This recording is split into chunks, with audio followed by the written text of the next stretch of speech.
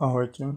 Často býva témou rozhovoru, alebo prípadne aj zamyslenia, duša. Slovo je často používané v reči, ale nakoľko ho chápeme.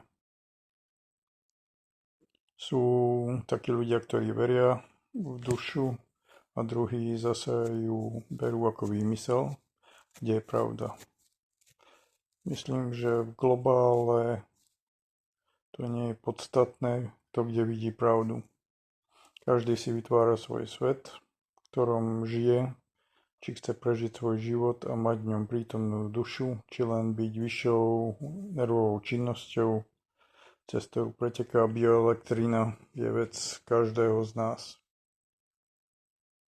Ale ak by sme chceli nejak v základe pocítiť našu dušu, teda jej prejav, a nejak to využiť pre svoj ďalší život, zobrať si nejakú možnosť ju počúvať a ísť v smere, ktorý je po duši, môžeme si urobiť takéto cvičenie.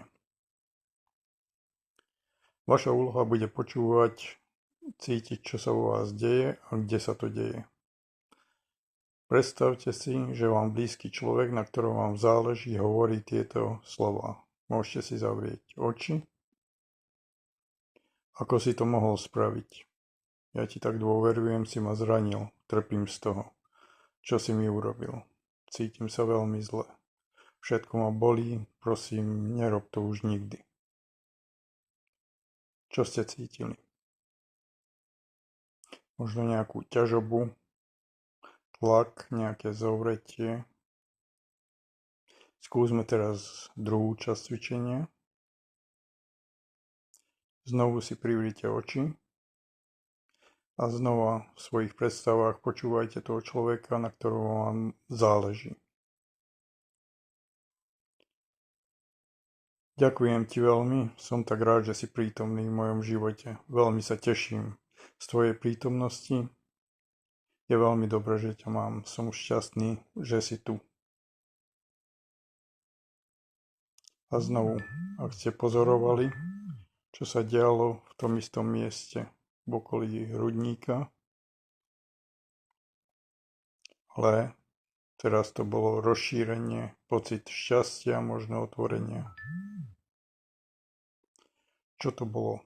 Raz sa to zovrelo, raz otvorilo a rozšírilo. Čo to boli priedušky, srdce, či nejaký prejav elektriky. Ak to bola duša, viete, ako sa prejavuje, keď smerujete v jej smere? A cítili ste aj, aké to je, keď je zatlačená, keď idete iným smerom. Takto môže pomôcť to jednoduché cvičenie rozoznať, či som na správnej ceste z hľadiska duše. Či na menej správnej, možno výhodnej v rámci spoločnosti, ega, možno výhodnej pre telo, ale nie dobrej pre dušu. A šťastie je spojené s ňou, s dušou.